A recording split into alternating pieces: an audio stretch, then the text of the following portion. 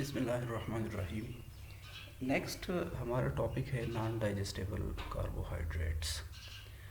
Non digestible carbohydrates non starch polysaccharides या फिर dietary fibres, ये डिफरेंट टर्मिनोलॉजीज़ है, मतलब इनका आलमोस्ट सेम है।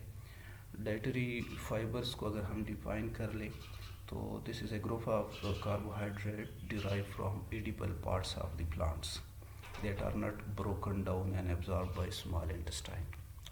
तो ये एडिबल फाइबर्स या फिर नॉन डाइजेस्टेबल कार्बोहाइड्रेट्स की कैटेगरी में आते हैं। The plant foods are rich in fibrous material which can not be digested either by the human enzymes और intestinal bacteria. The fibers are chemically complex carbohydrates which include cellulose, hemicellulose, pectins, lignins and gums। तो fibres की जिस तरह मैंने definition की कि this is a group of carbohydrate derive from the edible parts of the plants that are not broken down and absorb by small intestine.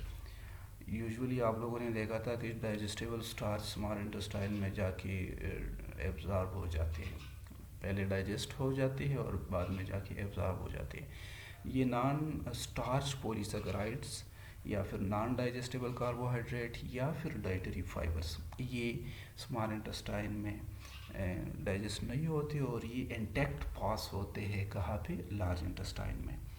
Dietary fibres के components अगर हम देख लें तो उसमें क्या क्या है, cellulose, हेमाइसेलुलोज, pectins, lignans and gums, ये डाइटरी फाइबर्स की कंपोनेंट्स हैं।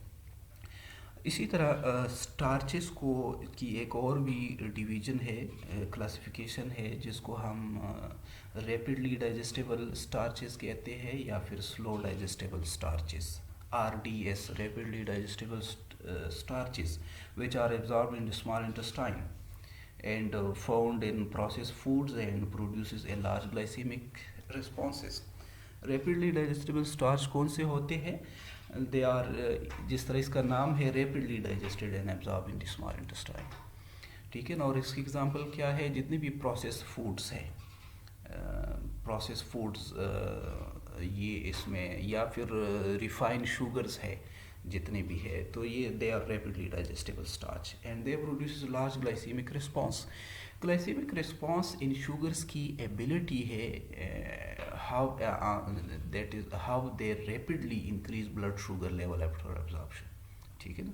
स्टार्चेस को, पॉलीसेकेराइड्स को जब हम हमारी बॉडी एब्जॉर्ब करती है तो कितना जल्दी ब्लड शुगर लेवल को राइज करता है, तो इसको ग्लाइसेमिक रिस्पॉन्स कहते हैं। तो रैपिडली डाइजेस्टेबल स्टार्चेस का चूँकि वो इजीली डाइजेस्ट एंड एब्जॉर्ब हो जाते हैं स्मॉल इंटेस्टाइन में, तो उनका ग्लाइसेमिक रिस्पॉन्स क्या होता है, हाई होता है। प्रोसेस्ड फूड्स या फिर आपके रिफाइंड शुगर्स, आपके जिस तरह की जितनी भी ये सॉफ्ट ड्रिंक्स है, कोल्ड ड्रिंक्स है, ये एग्जांपल्स है इनका। दूसरी कैटेगरी इनका है slowly digestible starches, HDS। They are found in legumes and pastas etcetera.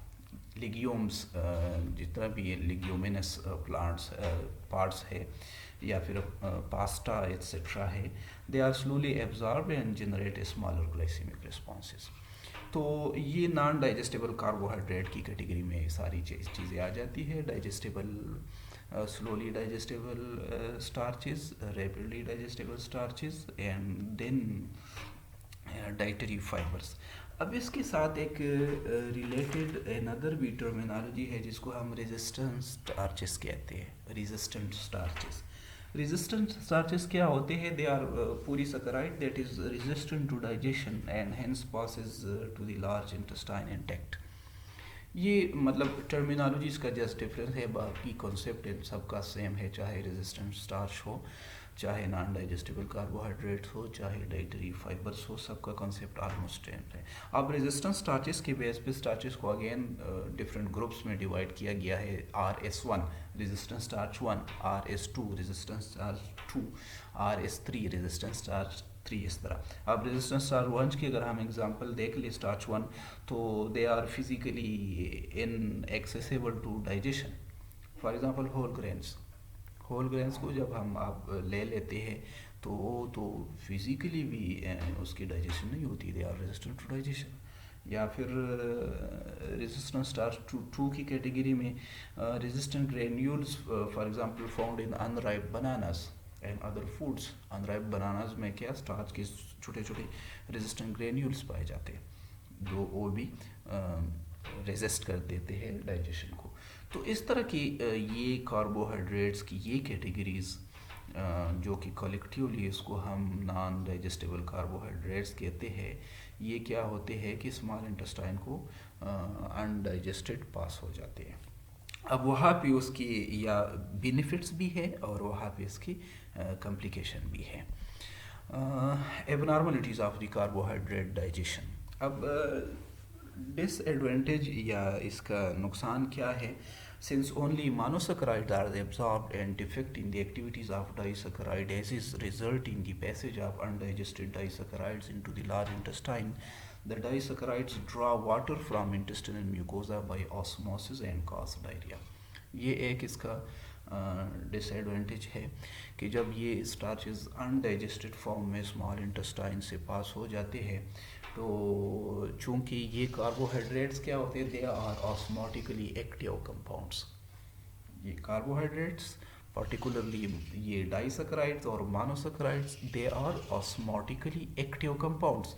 तो जब ये ऑस्मोटिकली एक्टिव है इसका मतलब ये है कि they attract water of hydration, उसके साथ एसोसिएटेड वाटर ऑफ हाइड्रेशन होता है। तो स्मॉल इंटेस्टाइन में जहाँ पे ये है तो वाटर को अट्रैक्ट करके क्या एक टेम्पररी डायरिया काज हो सकता है। फर्दर इसके अलावा स्मॉल इंटेस्टाइन से जब ये पास हो जाते हैं अनडाइजेस्टेड इनटू लार्ज इंटेस्टाइन तो वहाँ पे बैक्टीरियल एक्शन की वजह से क्या undigested carbohydrate leads to flatulence. Bacterial action की वजह से वहाँ पे क्या होता है, एन एरोबिक ग्लाइकोलिसिस या एन एरोबिक ऑक्सीडेशन होती है इन कार्बोहाइड्रेट्स की। उस एनारोबिक ऑक्सीडेशन के रिजल्ट में क्या लैक्टिक एसिड इस तरह एसिड्स की प्रोडक्शन होती है या फिर गैसेस की प्रोडक्शन होती है, हाइड्रोजन गैस या मीथेन गैस या इस तरह की। तो उन एसिड्स की वजह से जो कि इंटेस्टिनल पीएच को चेंज करता है या फिर इन गैसेस की वजह से क्या फ्लैचुलेंस काज होता है, ब्लोटिंग या फ्लैचुलेंस की कंडीशन। जिस तरह फैट फूल जाता है उसमें गैस भर जाता है, हम कहते हैं ना कि फ़लाना फूड गैसी है, फ़लाना फूड गैस फॉर्मेशन नहीं करता। तो इस गैस फॉर्मेशन के बिहाइंड प्रिंसिपल क्या है, वो ये चीज़ है, ठीक है ना। Any alteration in the mucosa of the small intestine cause by severe diarrhoea, malnutrition, intestinal diseases or drug therapy will lead to a temporary acquired deficiency of the disaccharidases, ठीक है ना। डाइसैकराइडेज की temporary deficiency particularly lactose intolerance की अब हम बात करेंगे, उसकी डिफिशिएंसी हो जाती है।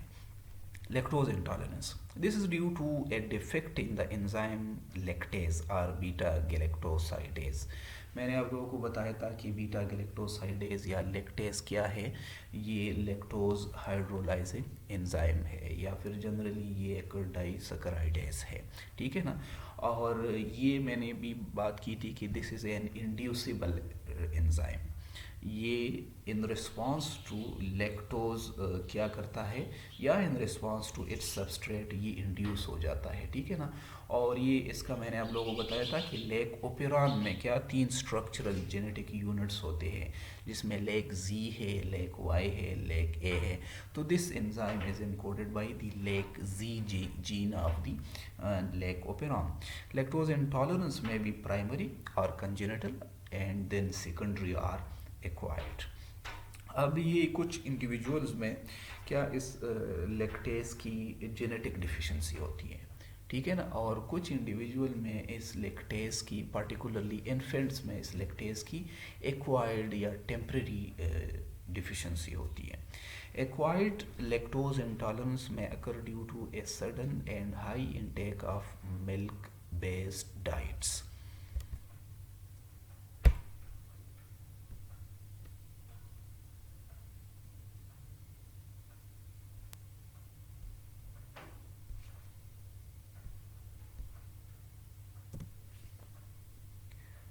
एक्वायर्ड किसकी वजह से है, मिल्क बेस्ड डाइट्स की वजह से।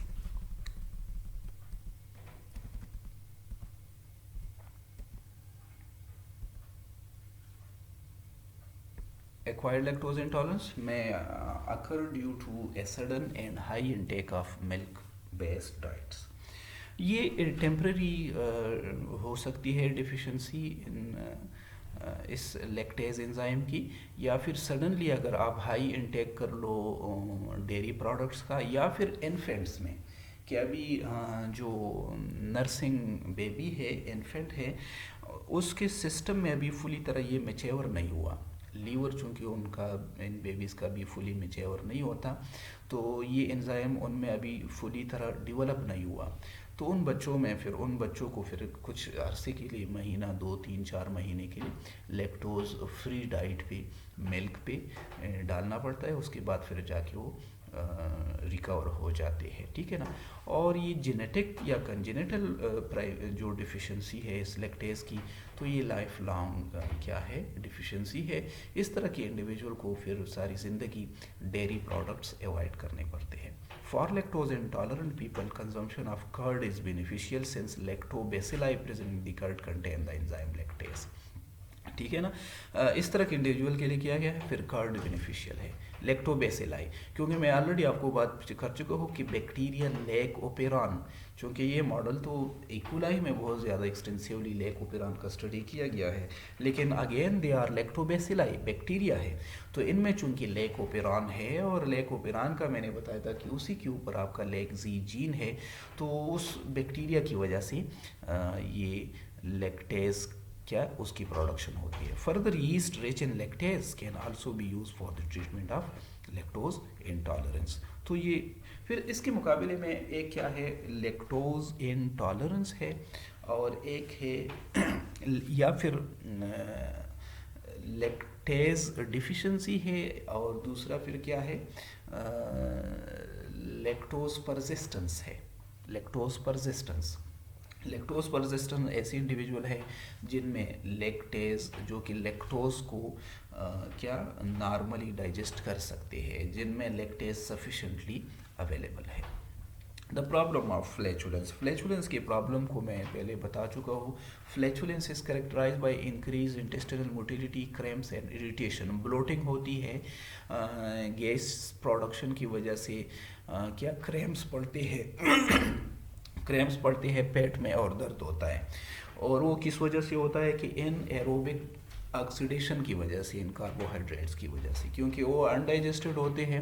अनडाइजेस्ट स्मॉल इंटेस्टाइन से पास होकर लार्ज इंटेस्टाइन में चले जाते हैं। वह बैक्टीरियल फर्मेंटेशन के रिजल्ट्स में क्या कर जाते हैं, उससे लैक्टिक एसिड की प्रोडक्शन होती है, साथ साथ जो है ना क्या गैसेस की प्रोडक्शन होती है, तो पार्टिकुलरली हाइड्रोजन वगैरह की। तो इस वजह से क्या इंटेस्टिनल ब्लोटिंग या फिर फ्लैचुलेंस काज होता है। Lactose is not hydrolysed in some individual due to deficiency of lactase. The di and oligosaccharides can be degraded by bacteria present in the ileum to liberate monosaccharides. तो ये चूँकि इस case में क्या deficiency होती है इस एंजाइम की, तो अनडाइजेस्टेड पास होकर लार्ज इंटेस्टाइन में चले जाते हैं। As the monosaccharides are utilized by the intestinal bacteria, gases such as hydrogen, methane and carbon dioxide besides lactate are released which cause flatulence. ठीक है ना। हाइड्रोजन गैस या फिर carbon dioxide gas, you know कि anaerobic glycolysis, जब हम बाद में जाके पढ़ेंगे, आप लोग ऑलरेडी पढ़ भी चुके होंगे, उसका एंड प्रोडक्ट क्या होता है, कार्बोहाइड्रेट्स होते हैं, ये लैक्टिक एसिड होता है, ये हाइड्रोजन होता है, तो उस वजह से प्रॉब्लम आ जाता है। The occurrence of flatulence after the injection of leguminous seeds, Bengal gram, जिस तरह बेंगल ग्राम यूजुअली ये दाल चना दाल, जितनी भी दालें हैं, पल्सेस है, रेड ग्राम, बीन्स, पीस, सोया बीन्स, ये सारे पल्सेस की कैटेगरी में आ जाते हैं, दैट इज़ वेरी कॉमन। और लेग्यूमिनस सीड्स का मैं ऑलरेडी बात कर चुका हूँ कि जिस तरह ये ऑलरेडी रेजिस्टेंस स्टार्च 1 की कैटेगरी में आती है, RS1 और रेजिस्टेंस स्टार्च 1, तो ये उसकी कैटेगरी में आते हैं। तो because they are physically inaccessible to digestion. They contain several non digestible oligosaccharides. तो इन इस तरह की फूड्स में, लिग्यूमिनस फूड्स में क्या नॉन डाइजेस्टेबल ओलिगोसैकेराइड्स होते हैं, और उसका मैं ऑलरेडी आपको डाइटरी फाइबर से एक्सप्लेन कर चुका हूँ, या फिर नॉन डाइजेस्टेबल कार्बोहाइड्रेट, या फिर रेजिस्टेंट स्टार्च से आप लोगों को मैं बता चुका हूँ। तो क्या होता है, these compounds are degraded and utilize by intestinal bacteria causing flatulence. तो ये डिग्रेडेशन और ये यूटिलाइजेशन क्या है, ये एन एरोबिक ग्लाइकोलिसिस है, या फिर anaerobic oxidation of these foods है। Raffinose for example containing galactose, glucose and fructose, this is an oligosaccharide, is a predominant oligosaccharide found in the leguminous seeds. तो अब ये रेफिनोज क्या करेगा, ये रेफिनोज जब स्मॉल लार्ज इंटेस्टाइन में जाएगा तो ये क्या फ्लैचुलेंस काज करेगा, ठीक है ना। नेक्स्ट कार्बोहाइड्रेट की हम डाइजेशन और एब्जॉर्प्शन की बात कर चुके हैं, उसकी मैकेनिज़्म को हम डिस्कस कर चुके हैं कि किस तरह मोनोसैकेराइड्स जाके एब्जॉर्ब हो जाते हैं इंटीरोसाइट्स में, और उसमें, और ये मोनोसैकेराइड किस फॉर्म में, ग्लूकोज के फॉर्म में होते हैं, गैलेक्टोज के फॉर्म में, फ्रक्टोज के फॉर्म में ये होते हैं, या फिर डाइसैकेराइड्स के फॉर्म में होते हैं। और उसके लिए SGLT1 ट्रांसपोर्टर है, या फिर GLUT5 ट्रांसपोर्टर है इंटेस्टिनल म्यूकोजल लाइनिंग के ऊपर, इंटीरोसाइट्स के ऊपर, और उसका एग्जिट आप लोगों ने देखा था स्मॉल इंटेस्टाइन में, दोबारा उसका ब्लड कैपिलरीज में उसका एग्जिट किस तरह होता है, GLUT2 ट्रांसपोर्टर्स की थ्रू होता है। नेक्स्ट ग्रुप न्यूट्रिएंट्स ग्रुप है प्रोटीन्स। प्रोटीन्स को अब हमने देखना है कि प्रोटीन्स हमारे बॉडी में डाइजेस्ट किस तरह होते हैं और फिर एब्जॉर्ब किस तरह होते हैं। The intake of dietary protein is in the range of 50 to 100 gram per day. ये डाइटरी प्रोटीन का डेली रिक्वायरमेंट है। About 30 to 100 gram per day of indigenous protein is derive from the digestive enzyme and worn out sales of the digestive tract. इसमें से 50 to 100 ग्राम में से almost 30 to 100 gram per day ये indigenous sources से आते हैं। ये वाला डाइटरी सोर्स था, डाइटरी प्रोटीन का था, और उसके अलावा 30 to 100 ग्राम पर डे ये एंडोजिनस सोर्सेस की प्रोटीन है, जो कि कहाँ से आते हैं, from the wear and tear of these cells. The digestion and absorption of protein is very efficient in healthy humans, hence very little proteins, that is about 5 to 10 gram per day, is lost through feces. Dietary proteins are denatured on cooking and therefore easily digested.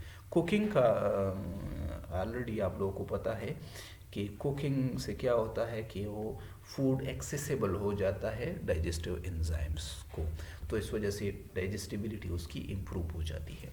Proteins are degraded by a class of enzyme hydrolases which specifically cleave the peptide bonds, hence known as peptidases.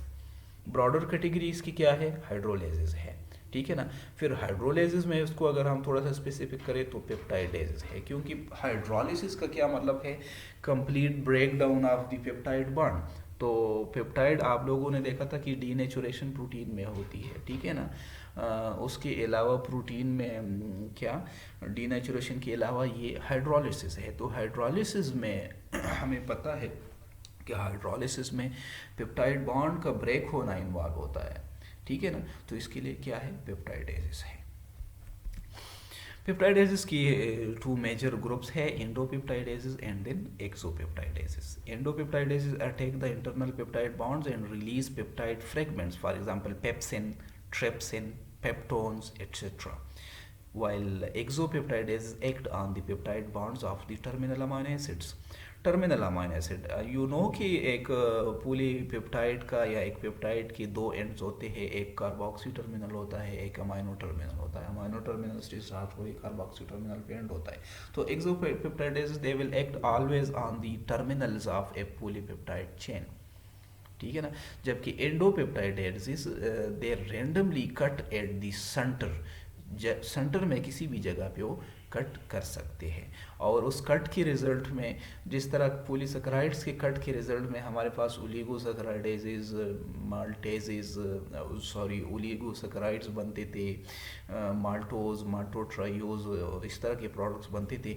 तो protein के एक polypeptide को जब break किया जाता है bye these enzyme, तो उसके रिजल्ट्स में क्या पेप्सिन या फिर ट्रेप्सिन या इंडिविजुअल पेप्टाइड्स या फिर इस तरह के प्रोडक्ट्स बनते हैं, ओलिगोपेप्टाइड्स या इस तरह के प्रोडक्ट्स बनते हैं। Exopeptidases may be carboxypeptidases and then aminopeptidases. जाहिर बात है, एक्सोपेप्टाइडेज चूँकि टर्मिनाई से एक्ट करते हैं एक पॉलीपेप्टाइड के ऊपर, तो टर्मिनाई तो दो है, एक पॉलीपेप्टाइड चेन की खुद कितने टर्मिनल, दो टर्मिनल होते हैं, अमाइनो टर्मिनल और कार्बोक्सी टर्मिनल। तो with regard to this terminal क्या एक्सोपेप्टाइडेजेस को हम कार्बोक्सीपेप्टाइडेजेस कहते हैं या फिर अमाइनोपेप्टाइडेजेस कहते हैं। These proteolytic enzymes are responsible for the digestion of proteins and produced by the stomach, the pancreas and the small intestine. कहाँ से? स्टमक से, पेनक्रियास से और स्मॉल इंटेस्टाइन में इसकी प्रोडक्शन होती है। Proteins are not digested in the mouth due to the absence of proteases in the saliva as oppose to carbohydrates. वहाँ पे अल्फा सलाइवरी अमाइलेज हुआ करता था, जबकि माउथ में कोई प्रोटियोलिटिक एंजाइम नहीं होता। तो इस वजह से प्रोटीन की डाइजेशन माउथ में नहीं होती। Digestion of proteins by gastric secretions. अब स्टमक में कौन कौन से प्रोटियोलिटिक एंजाइम्स है जो कि प्रोटीन के डाइजेशन को स्टार्ट करते हैं? Gastric juice contains hydrochloric acid and a proenzyme pepsinogen. Gastric में क्या, गैस्ट्रिक जूस होता है, स्टमक के अंदर जूस होता है जो कि स्टमक सिक्रीट करता है। डिफरेंट सेल्स होते हैं, ऑक्जेंटिक सेल होते हैं या फिर चीफ सेल्स होते हैं स्टमक में, they secrete this gastric juice. अब उसमें ना क्या एक प्रो एंजाइम फॉर्म में एक प्रोटियोलिटिक एंजाइम है विच इज कॉल्ड पेप्सेनोजन। HCl का क्या काम है? HCl is secreted by parietal और oxyntic cell of the gastric glands. Stomach कब की म्यूकोजल लाइनिंग में क्या ऑक्जेंटिक सेल्स होते हैं या पेराइटल सेल्स होते हैं। HCl वो वहाँ से सिक्रीट होता है। HCl in the stomach performs two important function: denaturation of the proteins and killing of certain microorganisms।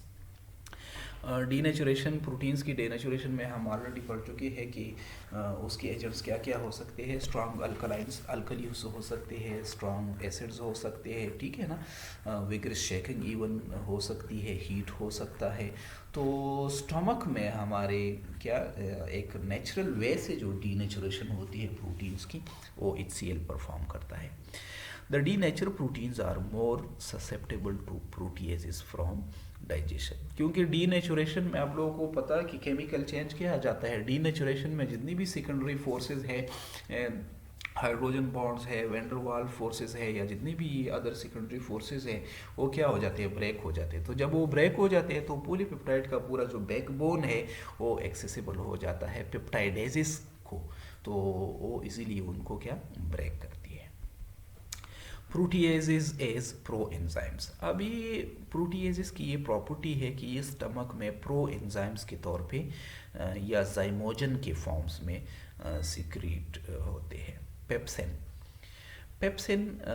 is produced by the serous cells of the stomach as pepsinogen. The inactive zymogen are proenzyme. इसको zymogen भी कहते हैं, इसको proenzyme भी कहते हैं, ठीक है ना, क्योंकि एंजाइम्स की ये प्रॉपर्टी है कि एंजाइम्स का क्या एक एक्टिव साइट होता है, और ये एक्टिव साइट जब सबस्ट्रेट के ऊपर लॉक एंड की मॉडल के तौर पे फिट हो जाता है तो क्या ये एंजाइम जाके सबस्ट्रेट को क्या हाइड्रोलाइज करता है, ठीक है ना। तो ये जाइमोजेंस में या प्रो एंजाइम्स में क्या होता है कि इनकी एक्टिव साइट्स के ऊपर एक पेप्टाइड चेन लगी होती है, एक अनदर पेप्टाइड चेन होता है जो कि इस प्रो एंजाइम का पार्ट होता है, और वो उसने क्या किया होता है, उसने इस एंजाइम का एक्टिव साइट हाइड किया होता है, एक्टिव साइट को इनहिबिट किया होता है, ठीक है ना। जिस तरह इंट्रासेलुलर रिसेप्टर में वहाँ पे एक इनहिबिटर हुआ करता था और उसको, और वो इनहिबिटर का काम क्या था कि उसने डीएनए बाइंडिंग साइट को इनहिबिट किया होता था।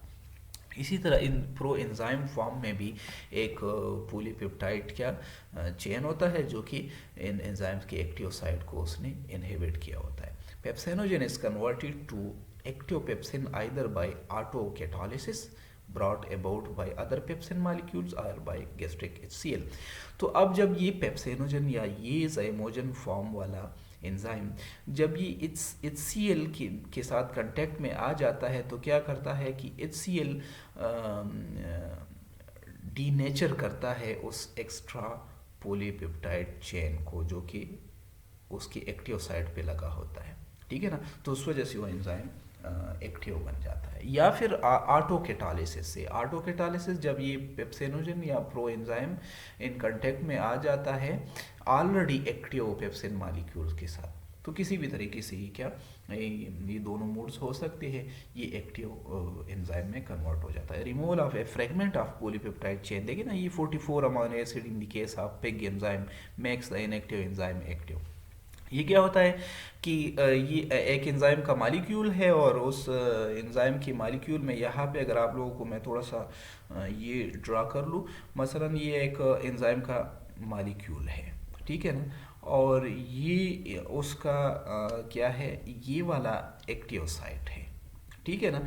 लेकिन इस एक्टिव साइट के ऊपर यहाँ पे एक, in case of this pig enzyme क्या 44 अमीनो एसिड का एक पॉलीपेप्टाइड यहाँ पे अटैच है, ये वाला।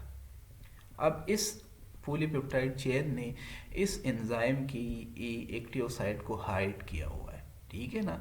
जब तक ये एक्सपोज नहीं होगा तो ये वाला एंजाइम अपने सबस्ट्रेट के ऊपर क्या एक्ट नहीं करेगा, ये इसका सपोज सबस्ट्रेट है, ठीक है ना।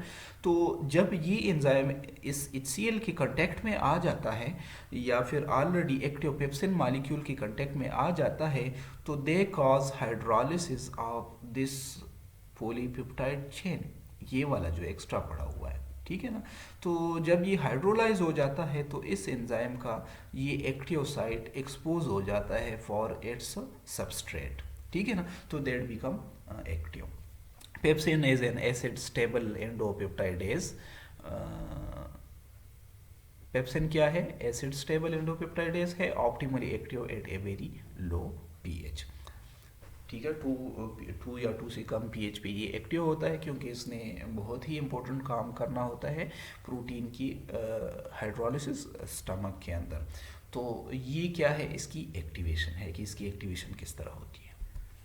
रेनिन अनदर एक एंजाइम है, दिस एंजाइम आल्सो कॉल्ड, इसको काइमोसिन भी कहते हैं, इसको खाइमेज भी बोलते हैं, खाइमेज या फिर खाइमोसिन या फिर rennin is found in the stomach of infants and children. ये इन्फेंट्स में, चिल्ड्रन के स्टमक में पाया जाता है या फिर ये जो सकलिंग एनिमल्स होते हैं, ठीक है ना, जो जिस तरह काव्स वगैरह है, ठीक है ना, गाय भैंस के बच्चे या बकरी के बच्चे, ये सकलिंग जितने भी एनिमल्स है इनके स्टमक में ये पाया जाता है। और ह्यूमन के केस में इन्फेंट्स के स्टमक में पाया जाता है। ये अगेन एक प्रोटीन हाइड्रोलाइजिंग एंजाइम है, लेकिन एडल्ट्स में जाके ये क्या हो जाता है, ये ख़त्म हो जाता है।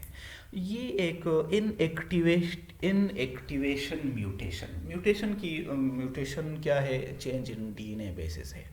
म्यूटेशन डेंजरस भी हो सकता है और म्यूटेशन बेनिफिशियल भी हो सकता है, ठीक है ना।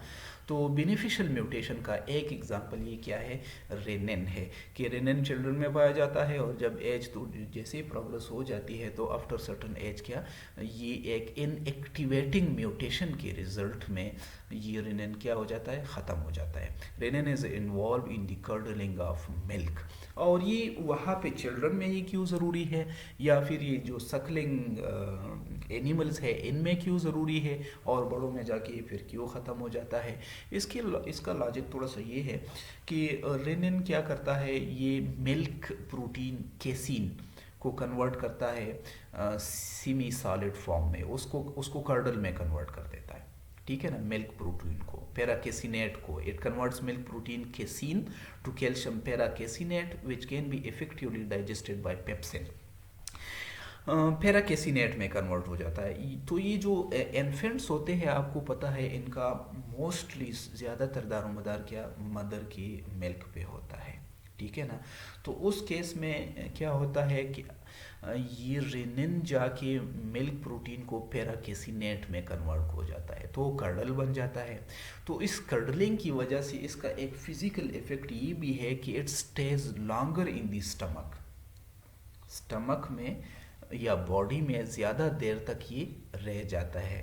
तो उस ज़्यादा देर रह जाने से क्या हो जाता है कि ये जो मिल्क प्रोटीन है वो प्रॉपरली बॉडी डाइजेस्ट करती है और प्रॉपरली एब्जॉर्ब करती है, तो बॉडी का पार्ट बन जाता है। चूँकि एक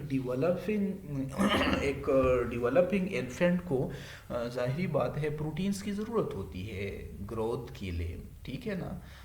तो वो क्या होता है, थोड़ा सा ज़्यादा देर तक जब ये स्टे करेगा प्रोटीन उनकी बॉडीज़ में, तो क्या होगा, वो इजीली वो इफ़ेक्टिवली क्या होगी, एब्जॉर्ब होंगे, इफ़ेक्टिवली डाइजेस्ट होंगे। तो ये इसका क्या है, लॉजिक है कि ये रेनिन क्या इन इन्फेंट्स में या चिल्ड्रन में पाया जाता है और बाद में जाके एक इनएक्टिवेटिंग म्यूटेशन के रिजल्ट में ये ख़त्म हो जाता है। Rennin is absent in adults. Absent में क्यों एडल्ट्स हो जाता है, मैंने रीज़न भी बता दिया और मैंने वजह भी बता दिया कि किस वजह से ये ख़त्म हो जाता है। Digestion of proteins by pancreatic proteases. अब गैस्ट्रिक प्रोटीएजेस का एक्शन आप लोगों ने प्रोटीन्स के ऊपर देख लिया। अब पेनक्रियाटिक प्रोटीएजेस का क्या एक्शन है, पेनक्रियाज कौन कौन से प्रोटीएजेस सिक्रेट करता है। The proteases of pancreatic juice are secreted as zymogens, proenzyme and then converted to active forms. These processes are initiated by the release of two peptide hormones, cholecystokinin and secretin from the intestine. ठीक है ना, ये diagram में आप लोग देख रहे हो, पेप्टाइड्स एंड एमाइनो एसिड्स जब आ जाते हैं इंटेस्टाइन में तो ये ट्रिगर करते हैं इंटेस्टिनल वॉल को, तो वहाँ से ना हार्मोन सिक्रीट्स होते हैं, CCK एंड देन सिक्रेटिन। वो हार्मोन क्या करते हैं, CCK और सिक्रेटिन, वो पेनक्रियाटिक वाल को जाके स्टिमुलेट करते हैं। पेनक्रियाटिक वाल को जाके किस तरह स्टिमुलेट करते हैं, हार्मोन एक्शन हम ऑलरेडी पढ़ चुके हैं, ठीक है ना। उसकी एक्टिवेशन से क्या, ट्रिप्सिनोजन, पेनक्रियास क्या सिक्रीट करता है, ट्रिप्सिनोजन सिक्रीट करता है। ट्रिप्सिनोजन क्या करता है कि जाके ट्रिप्सिन में कन्वर्ट हो जाता है, ठीक है ना। ट्रिप्सिनोजन कन्वर्ट होता है किसमें, ट्रिप्सिन में। ये इनएक्टिव फॉर्म है, ये एक्टिव फॉर्म है, ठीक है ना। ट्रिप्सिन फिर जाके प्रोटीएजेस को या प्रो इलास्टेजेस को या फिर काइमोट्रिप्सिनोजन को या फिर प्रो कार्बोक्सीपेप्टाइडेजेस को, इस तरह के एंजाइम को क्या रिलीज कर जाता है, ठीक है ना। ये इनएक्टिव zymogens है, इनएक्टिव फॉर्म है इन प्रोटीएजेस का, और ये एक्टिव फॉर्म है इन प्रोटीएजेस का, ठीक है ना। काइमोट्रिप्सिनोजन इसका एक्टिव फॉर्म क्या है, काइमोट्रिप्सिन है।